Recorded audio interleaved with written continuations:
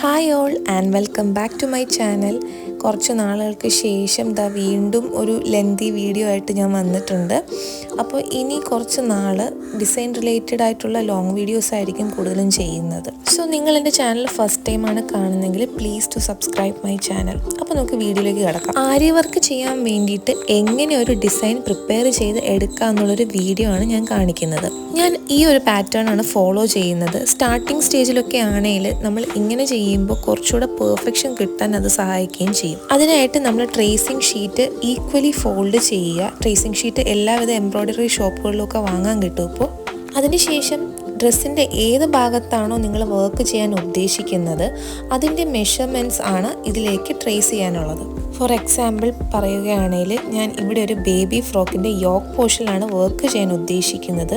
So ആ top പോർഷൻ്റെ measurements ആയിരിക്കും ഈ പേപ്പറിൽ ട്രേസ് ചെയ്യാനുള്ളത്. നമുക്ക് വേണ്ട ചെസ്റ്റ് റൗണ്ടും ചെസ്റ്റ് ലെന്തും യൂസ് ചെയ്തിട്ട് ഇങ്ങനെ ഒരു റെക്റ്റാങ്കുലർ ബോക്സ് ക്രിയേറ്റ് ചെയ്ത് വെക്കുക. ഞാനിവിടെ ഒരു ആലിയക്കട്ട് പാറ്റേൺ ആണ് ചെയ്യാൻ പോകുന്നത്. അതുകൊണ്ട് തന്നെ ആ ചെസ്റ്റ് മെഷർമെൻറ്റിൻ്റെ പകുതിക്ക് വെച്ചിട്ട് ഞാനൊരു പോയിന്റ് മാർക്ക് ചെയ്തിട്ടുണ്ട്.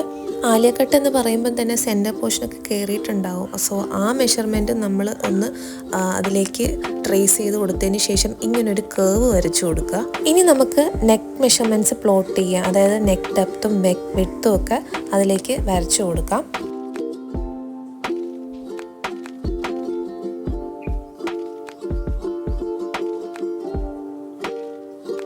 ഇനി നമുക്ക് സ്ലീവിൻ്റെ മെഷർമെൻറ്റ്സും കൂടെ പ്രൊവൈഡ് ചെയ്യാം.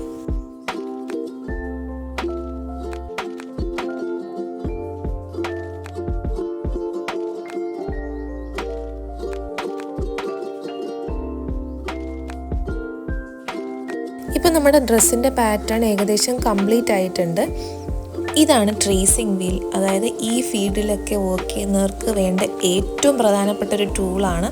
പണ്ടൊക്കെ ആണെങ്കിൽ മറുവശത്തും ഈ പാറ്റേൺ സെയിം രീതിയിൽ ട്രേസ് ചെയ്യുക എന്നൊക്കെ പറയുന്നത് ബുദ്ധിമുട്ടുള്ള കാര്യമായിരുന്നു. പക്ഷേ ഈ ടൂൾ വന്നതോടെ അതിന് ഒരു പരിഹാരമായിട്ടുണ്ട്. അപ്പോൾ നമുക്ക് മറുവശത്തും ദ സെയിം പാറ്റേൺ തന്നെ കിട്ടിയിട്ടുണ്ട്. അപ്പോൾ അത് നമ്മൾ ഇനി വരച്ചു കൊടുക്കുക. ഇത് പേപ്പറിൽ മാത്രമല്ല, നമ്മൾ വർക്ക് ചെയ്യുന്ന സമയത്ത് ഫാബ്രിക്കിലും ട്രേസ് ചെയ്യാനായിട്ട് ഭയങ്കര യൂസ്ഫുൾ ആയിട്ടുള്ളൊരു കാര്യമാണ്. ഭയങ്കര ഈസിയും കൂടെയാണ് ഇത്. ഇനി ആ റെക്റ്റാങ്കുലർ ബോക്സ് ഒന്ന് കംപ്ലീറ്റ് ചെയ്തതിന് ശേഷം നമുക്ക് ഇഷ്ടമുള്ള ഡിസൈൻസ് ഇതിനകത്ത് വരച്ചു കൊടുക്കാവുന്നതാണ്. ഇനി ഫാബ്രിക്കിൻ്റെ മുകളിൽ വെച്ച് ഈ പാറ്റേൺ ട്രേസ് ചെയ്തതിന് ശേഷം വർക്ക് സ്റ്റാർട്ട് ചെയ്യാവുന്നതാണ്.